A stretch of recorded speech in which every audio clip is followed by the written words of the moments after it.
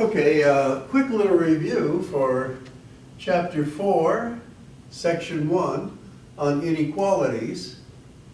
And we're going to do some graphing, some set builder notation, and some interval notation. And actually some solution of inequalities too as we move on. But on our first tape, we showed you that x is less than 2. Our key number is 2, and for that we put a parenthesis facing to the negative direction where less is. And interval notation we said for that was it's coming from negative infinity going up to 2 and with a parenthesis because 2 was not included in that set. And for 2, where we have x is greater than 2, again, we use a parenthesis facing the positive direction. And in interval notation, we start with the 2, but put a parenthesis because 2 is not included in the set, and it goes to infinity. Infinity, remember, is always with a parenthesis. And then here, the other two inequality signs, x is less than or equal to, we just change the sign to a bracket. That indicates that 2 is included in the set. And it goes from negative infinity up to 2 with a bracket that's included in the set. And for this one, again, a bracket because of the equal sign. 2 is included, it faces the positive direction, and it goes to positive infinity. So as a little reference as we do these. So our graph would be that x is less than or equal to negative 3. We're interested in a negative 3.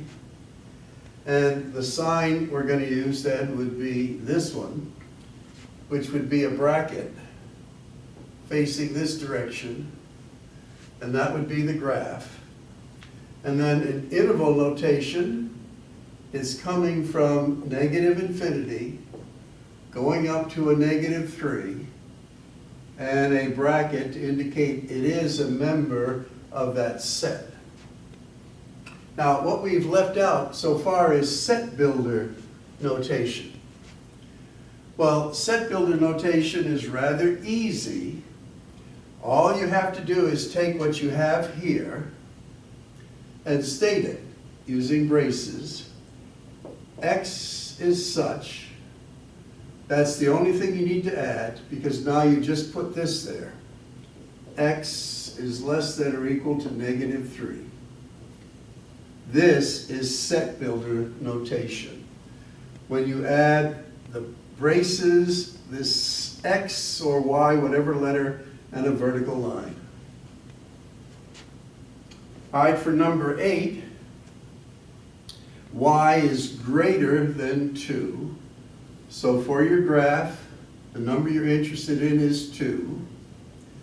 And greater than, all by itself, without an equal sign, is a parenthesis facing to the right, thicken the line, and then that's the graph.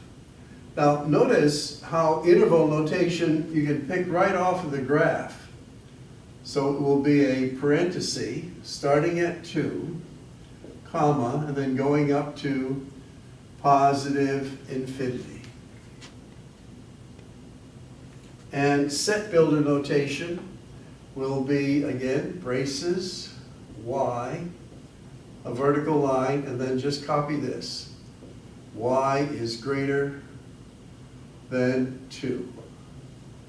Set builder notation, the graph, and interval notation. Now for number 9, what they're asking us to do is to solve for t.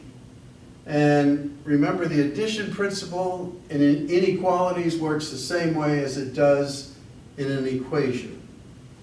We're going to transpose the 7. That makes this a negative 7 on this side. And then now we have t is less than or equal to -2. Now to graph that, again, the number we're interested in is -2. We're going to use a parenthesis or a bracket here. A bracket that will face left. So there's the graph. Interval notation would be, it's coming from -infinity up to -2, and it's included in the set.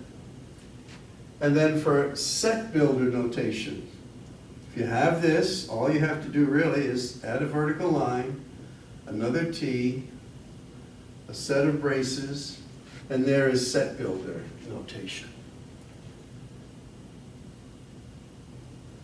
Lots of stuff going on, but again, once you start practicing and working it out, it should fall into place.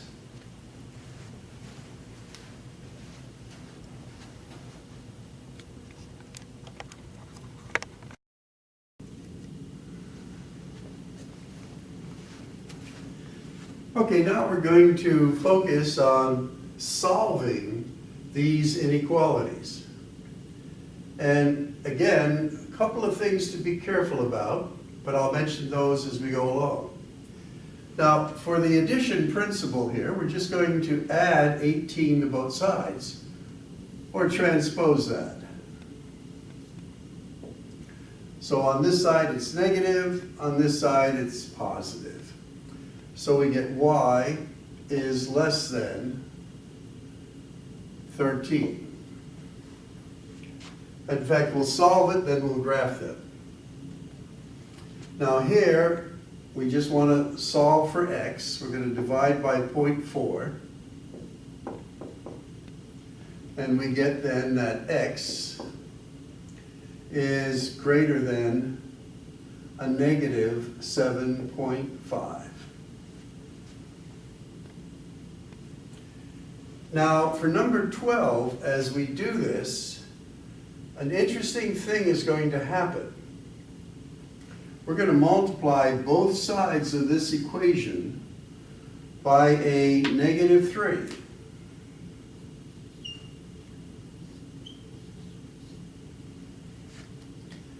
Now, a key is anytime we multiply or divide by a negative, which is what we're doing here, we have to reverse the inequality sign. So this sign is going to go from greater or equal to less or equal. So that's key, because we're multiplying, or in some cases dividing by a negative. That's crucial. We have to reverse the inequality sign. Now the nice thing about doing this, though, we get rid of the fractions.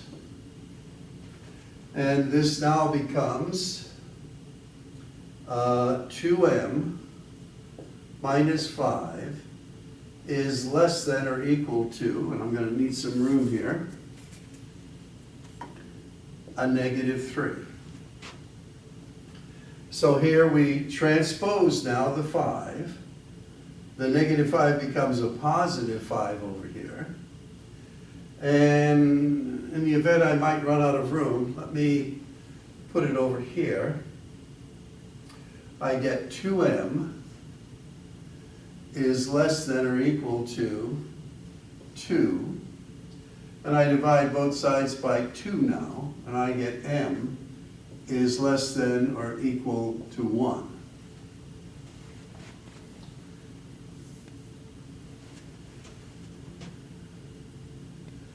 Okay, now for graphing them. The graph is, again, a line where we're interested in 13. And this is going to be a parenthesis or a bracket. It's going to be a parenthesis, and since y is less, it will face this way. And to put it in set builder notation, we just add a vertical line, put a y there, braces, that's set builder notation. And interval notation is coming from negative infinity up to 13, and 13 is not included in the set. This one, to put it in set builder notation, we just put an X there, braces. We then graph it. The number we're interested in is a negative 7.5. This says X is greater, so parenthesis that way. And then interval notation.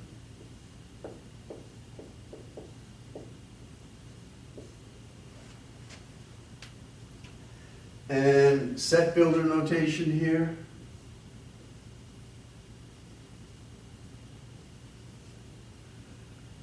Graphing, I'll put it up here. We want a 1, and it's less than or equal to, so it's a bracket facing this direction. And interval notation for this would be negative infinity up to 1 with a bracket. I may have put too much here, but hopefully you're following it as we go along.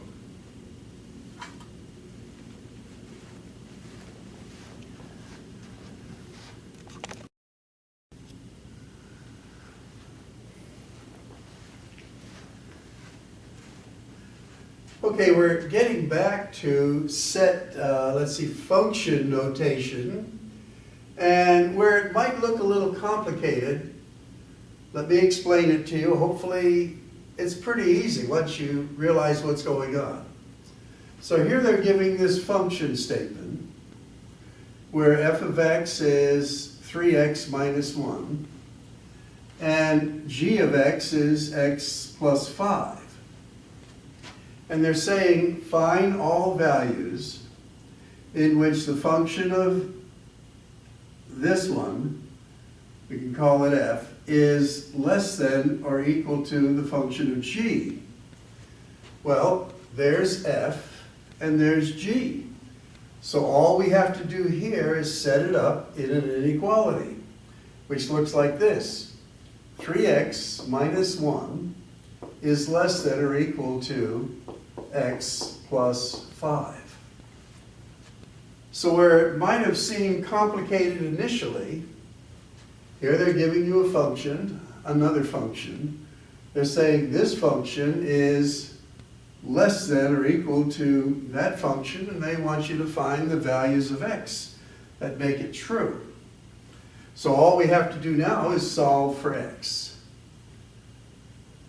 And again, think of it as an equation. As long as you don't have to multiply or divide by a negative, everything's the same as you would solve an equation. So here we're going to subtract an x from both sides. This gives us a 2x. We're going to add 1 to both sides. This gives us a 6. And now we're just going to divide both sides by 2. And we get x is less than or equal to 3. So it looked a little tricky in the beginning, but laid out like this, it should be pretty simple. And now for set builder notation, we just put a line there, an X there, braces. For the graph, the number we're interested in is 3. We're going to use this symbol, which is a bracket that faces this way. And now to put that in interval notation, it's coming from negative infinity going up to 3, and 3 is included in the set. So this was just a little startling here where they're using function notation, but they're defining what they want you to do with it. So it's just a matter of, in a sense, they could have put this initially. They wanted you to work on function notation.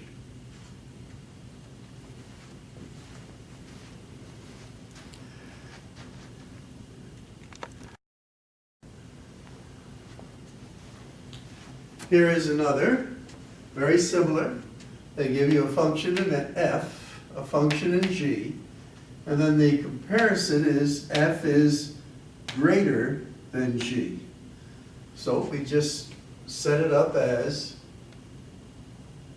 5 minus 2x is greater than 6 minus 7x. Now, one of the keys, so you don't have to reverse the direction of the inequality sign, is to keep your variable positive. If you do that, then you don't have to change the direction because you're not going to divide by a negative. If I were to go this way with my x values, that would keep it negative. I'd have to reverse that sign. But what I'm going to do is add 7x to both sides. This gives me a 5x on that side. Now I'm going to subtract 5 from both sides. And this gives me a 1. So now when I divide, I'm not dividing by a negative. I get x is greater than 1/5. Now notice if you had the x on this side, it would be a negative 5 is less, reading it this way. So in a sense, you've changed the direction of the sign because now you're going x is greater. And set builder notation, put a line, brace, graphing, you're interested in 1/5, and it's only greater than, so it'll be a parenthesis facing that way, and interval notation is parenthesis 1/5, comma, positive infinity, parenthesis.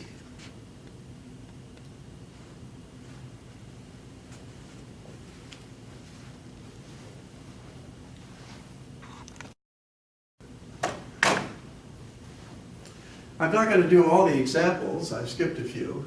Some of them are hard. Remember, we're not going to get too difficult an example on our test, and I've not included those in your study plan.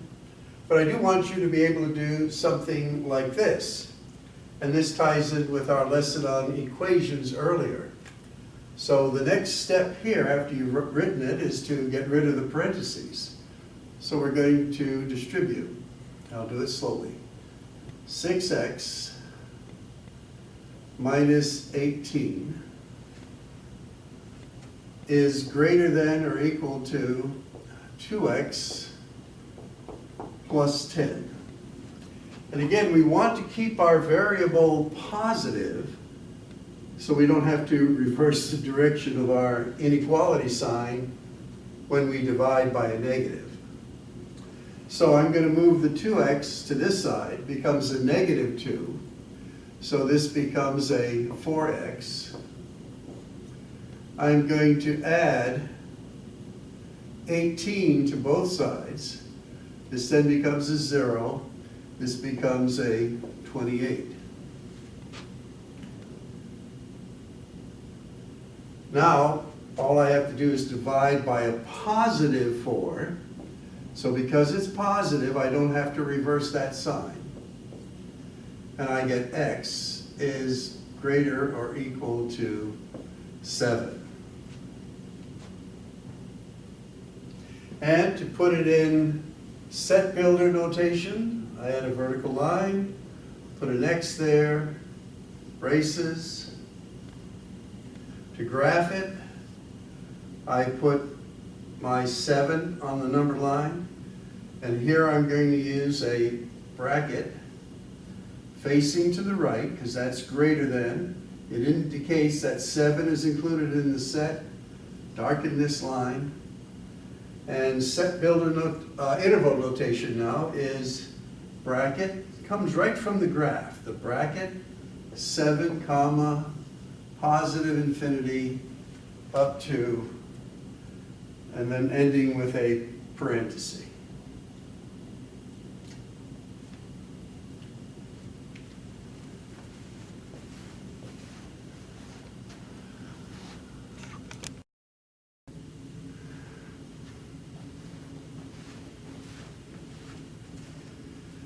Okay, here we're changing a little bit of what we've been doing. We're translating words into an inequality. So here is, cut it down a little bit. It says a number is at least 15. So a number, we'll say, is x, is at least. So which inequality of the 4 are we going to choose?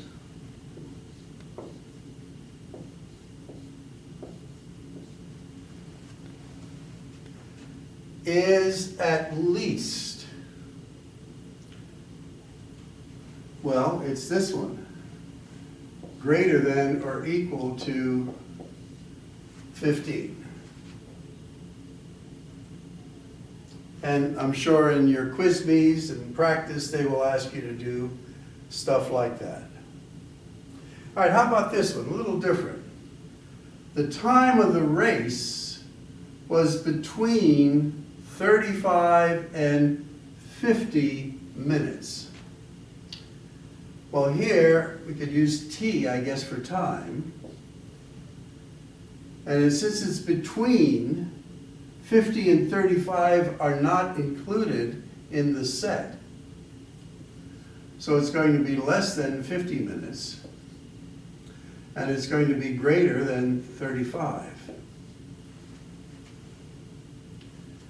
So you would read this, 35 is less than t. T is less than 50. So t is in the middle between 35 and 50. And 35 and 50 are not included in the set. And if you were to graph that, it would be 35, 50, and it would be a parenthesis this way, and a parenthesis this way, and this filled in the middle.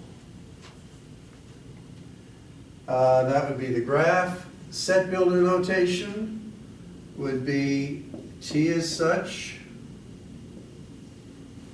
and interval notation would be that it's just this, parenthesis, 35, comma, 50, parenthesis. Now, keep in mind, this is set builder over here. This is interval notation. It looks like an ordered pair. That's similar to it, but keep in mind we're not doing ordered pairs right now. Okay.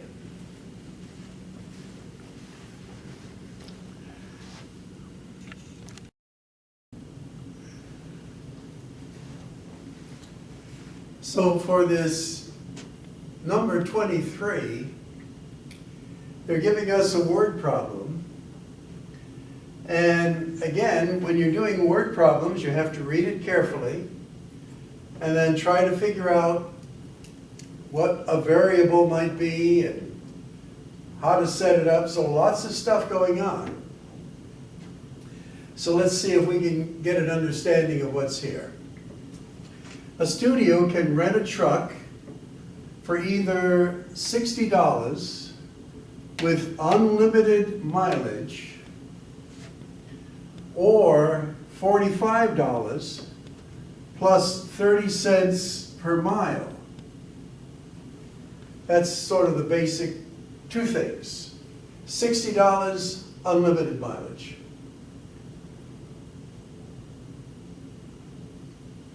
Or $45 plus 30 cents per mile.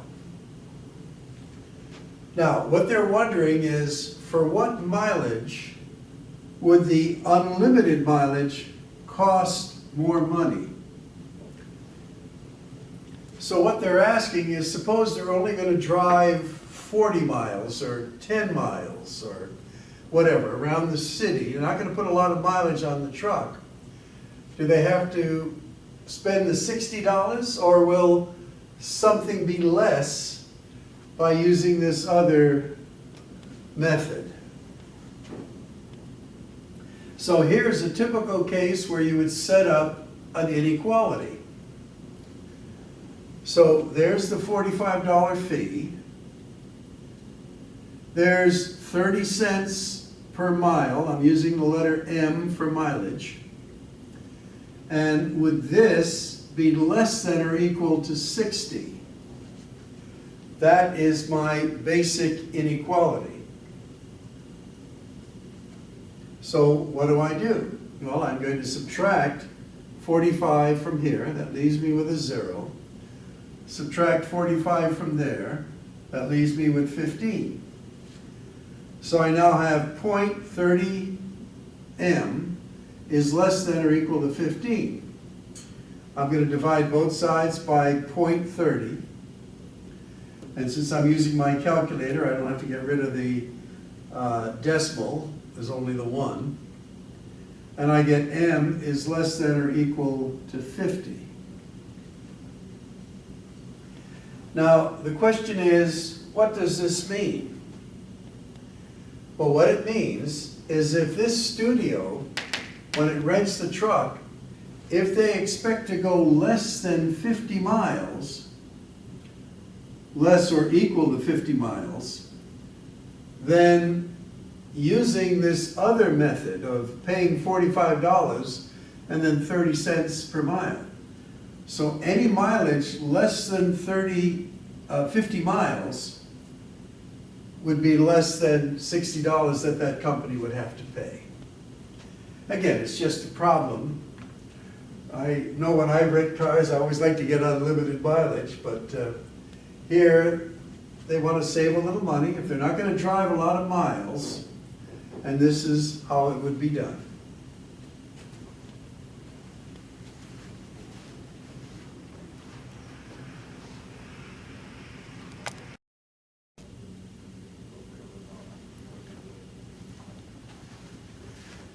Okay, in this next one, number 24, we're talking about 2 photo studios, Studio A and Studio B. Now, Studio A charges $100 sitting fee plus $30 an hour for off-site photography. So if you hire this, you pay $100 and then they go to your house or to the forest or wherever you want to have pictures taken, and it's $30 an hour. Now, Studio B doesn't have a sitting fee, but they charge $50 per hour for off-site photography. When is Studio B more expensive? So here you're paying this $100 up front and then $30 an hour.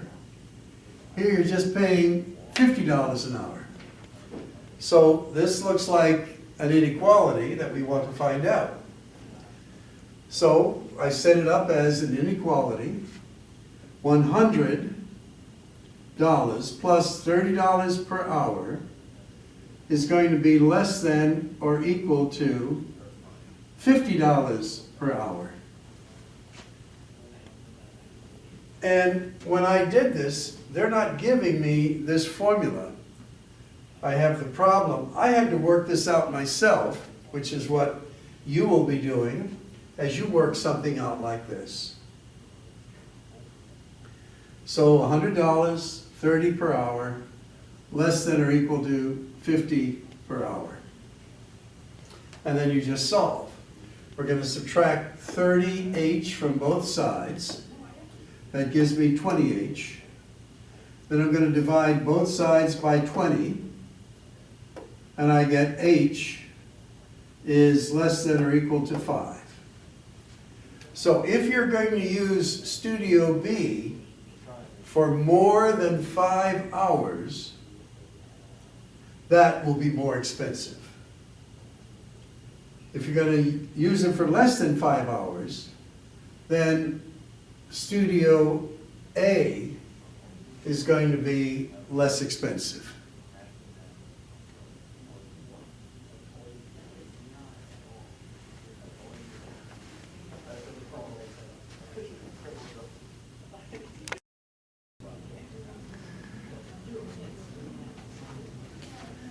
All right, for number 25, a young lady is a salesperson, and at her job she has 2 plans for her salary. Plan A is that she will be paid $800 a week or a month or whatever, and then get 8% of her sales. That's her commission for being a good salesperson. In Plan B, she could get a salary of $2,500 a month or a week or whatever, but she doesn't get any commissions on her sales. And they're wondering, for what gross sales should she select Plan A? If she's a good salesperson, what would she have to shoot for in her overall sales so she could make more than $2,500 a week or a month? So what you're doing is you're comparing plans. This is Plan A, $800 salary, and then 8% of her sales. What amount would be greater or equal to $2,500? So we subtract 800 from both sides, get 1,700, divide 1,700 by 0.08, that cancels this out. I get the sales would have to be greater or equal to $21,250. So if she made more in sales than that, then Plan A would be the better way to go.